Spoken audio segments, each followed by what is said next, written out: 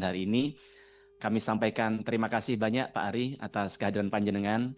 Di tengah kesibukan Pak Ari, hari ini kami bisa mendapatkan paparan secara langsung dari Bapak soal koperasi, Pak. Kami apresiasi atas paparannya, Pak. Sungguh dapat menjawab pertanyaan-pertanyaan yang mengganggu suasana kebatinan kami. Karena jujur kami juga berharap koperasi ini bisa sukses, Pak. Termasuk tadi salah satu Bapak yang sampaikan di awal soal ini bukan top down, tapi bottom up. Itu yang jujur menjadi kekhawatiran kami dan Bapak sudah jawab sebelum kami bertanya, Pak.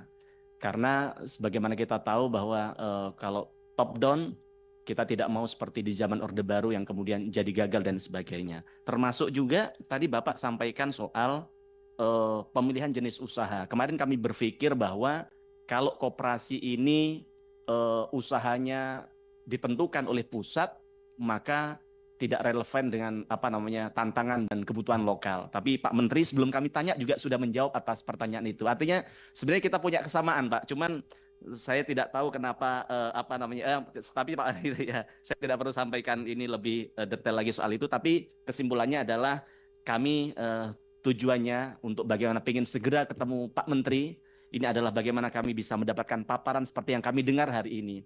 Karena jujur, di tempat kami, di partai kami sering ada FGD, Pak. Yang salah satu dibahas adalah program-program yang terkait dengan prioritas program pemerintah. Dan ketika kemarin kami ada FGD soal KMP, kami gelagapan nyari materi, Pak.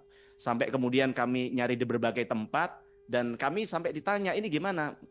Mufti Anam, Komisi 6, mitra kerjanya Kementerian Koperasi, tapi kok tidak punya bahan soal itu. Malu kami, Pak, pada pimpinan kami. Tapi alhamdulillah dengan begini kami punya materi yang lebih lengkap, lebih komprehensif untuk kami bisa paparkan agar kami juga bisa mendukung program yang dicanangkan oleh Presiden. Nah, pada kesempatan hari ini Pak Menteri, saya ingin sampaikan sebuah kegelisahan rakyat yang datang dari desa-desa. Bagaimana program Koperasi Merah Putih ini yang tujuannya mulia, yaitu menggerakkan ekonomi di desa-desa dan juga untuk bagaimana memberdayakan rakyat. Dan tentu kami di Partai PDI Perjuangan, Pak Budi, kami mendukung kalau ini betul-betul membawa dampak kesejahteraan bagi rakyat. Sepakat dengan apa yang disampaikan kawan kami Pak KW tadi, kami pengen bahwa Koperasi Merah Putih ini bisa menjadi senjata pamungkas untuk rakyat bisa berdaya di daerahnya masing-masing. Tapi kami juga punya tanggung jawab moral agar bagaimana Koperasi Merah Putih ini tidak menjadi monster yang kemudian justru memakan rakyatnya sendiri, Pak Menteri. Maka pada kesempatan hari ini kami ingin menyampaikan beberapa hal agar kemudian upaya yang baik yang sudah dilakukan oleh Pak Menteri Koperasi dan Presiden bisa betul-betul bisa berjalan dan berdampak bagi kesejahteraan rakyat. Yang pertama, Pak Menteri, saya ingin bertanya, apakah betul KMP ini sudah sesuai dengan arahan Presiden Prabowo? Karena kita sering kalau mendengar orasi-orasi dari Pak Presiden Prabowo yang mengatakan bahwa beliau sering bicara tentang kedaulatan pangan, kedaulatan ekonomi desa, gotong royong dan sebagainya. Tapi kalau kemudian Koperasi Merah Putih ini diambil dari dana pinjaman Himbara, yang jaminannya adalah dana desa, Pak Menteri. Apakah itu tidak justru bertentangan dengan kemandirian desa dan juga kedaulatan ekonomi desa yang selama ini digaungkan dan sering disampaikan oleh Pak Presiden Prabowo begitu?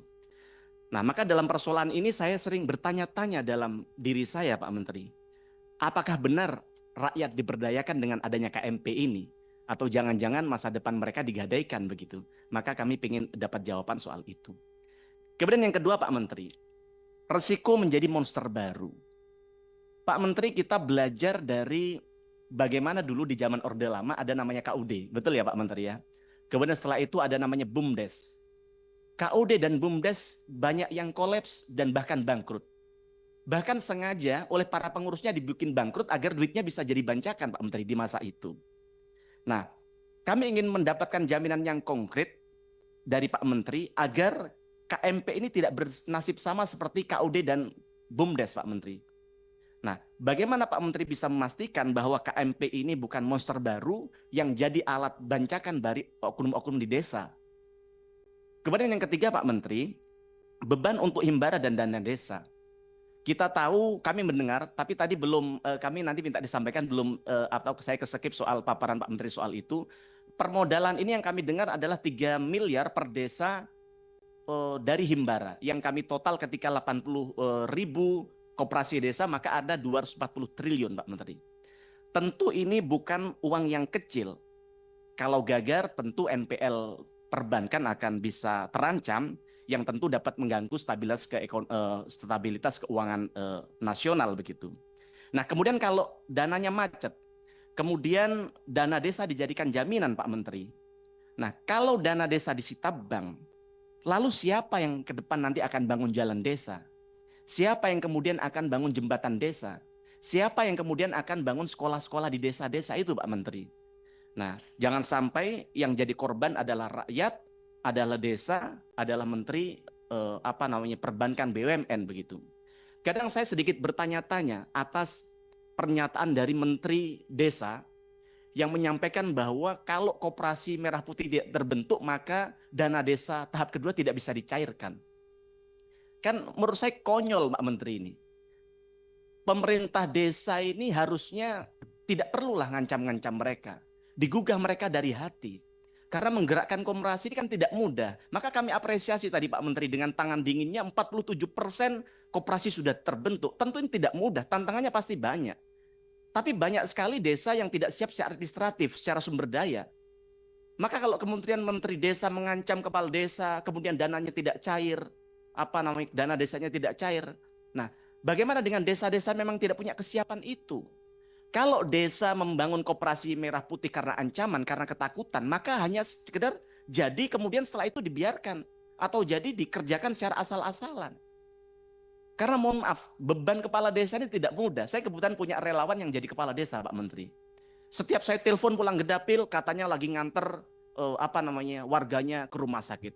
Saya pulang lagi ke dapil, saya telepon ternyata lagi sibuk ngurusin warganya yang urusan hukum. Saya telepon lagi sibuk ke sawah memperbaiki traktornya petani. Jadi artinya sebenarnya yang diurusin kepala desa sangat kompleks. Bahkan HP-nya ketelekso di rumahnya aja yang diprotes kepala desa Pak Menteri.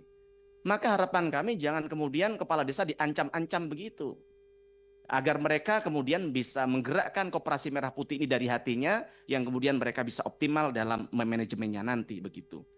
Nah, kemudian selanjutnya Pak Menteri, jangan sampai ada nepotisme dan KKN sejak awal. Maka pertanyaan saya, apa langkah konkret dari Pak Menteri untuk memastikan bahwa pengurus KMP ini tidak asal tunjuk Pak Menteri, tapi betul-betul profesional dan punya integritas. Kalau Bapak dengar di lapangan, termasuk di dapil kami di Pasuruan Probolinggo Pak, dan Bapak nanti Bapak kan mantan Menteri Komunikasi Informasi, Bapak bisa cek tuh di media apa saja yang sedang dikeluhkan masyarakat. Banyak masyarakat kita sekarang menyampaikan bahwa koperasi ini rata-rata pengurus yang ditunjuk, yang dibentuk adalah keluarganya kepala desa Pak Menteri. Kalau sejak awal saja, betul Pak Menteri apalagi sudah membenarkan. Nggih. Nah, kalau sejak awal saja sudah nepotisme, sudah KKN, bagaimana ke depan? Nah, banyak juga sarjana yang pulang ke daerah, Pak Menteri, yang mereka ini sarjana akuntansi, sarjana administrasi, mereka bingung loh. Ternyata di daerah saya ada lowongan ini tuh, ada koperasi merah putih, tapi mereka tidak pernah dilibatkan. Bahkan tidak pernah diumumkan mau ada rekrutmen koperasi merah putih. Padahal di paparan Pak Menteri tadi jelas bahwa dalam perekrutan harus diumumkan kepada masyarakat dan publik. Tapi nyatanya tidak ada. Tiba-tiba koperasi BIM Salabim terbentuk. Maka yang ingin kami tanyakan adalah jangan sampai kemudian koperasi ini menjadi alat bancakan baru bagi oknum-oknum di desa, Pak Menteri. Nah, kemudian yang selanjutnya adalah kami KMP ini seperti yang disampaikan yang yang sering kami dengar bahwa koperasi merah putih ini salah satu yang dijalankan adalah usaha jualan sembako, LPG, pupuk dan lain sebagainya. Lalu pertanyaan saya, bagaimana ekosistem yang sudah terbentuk di desa-desa ini, Pak Menteri? Siapa yang bertanggung jawab kalau kemudian dengan adanya KMP, nanti kemudian warung-warung, toko-toko, UMKM ini gulung tikar? Karena mohon maaf, warung-warung ini kan mereka yang menghidupi keluarganya. Kalau ketika gulung tikar, siapa yang bertanggung jawab ketika mereka tidak bisa menghidupi keluarganya lagi? Tidak bisa nyangoni anaknya lagi kalau berangkat ke sekolah dan sebagainya. Maka jangan sampai koperasi desa yang tujuannya adalah memberdayakan masyarakat desa, tapi justru membunuh, menjadi monster yang menggilas usaha yang ada di desa-desa. Lalu pertanyaan saya Pak Menteri, kalau koperasi ini betul-betul jalan dan kami sepakat, kami senang kalau ini jalan menggerakkan ekonomi desa, menjadi senjata seperti kawan kami tadi untuk bagaimana menggerakkan ekonomi desa.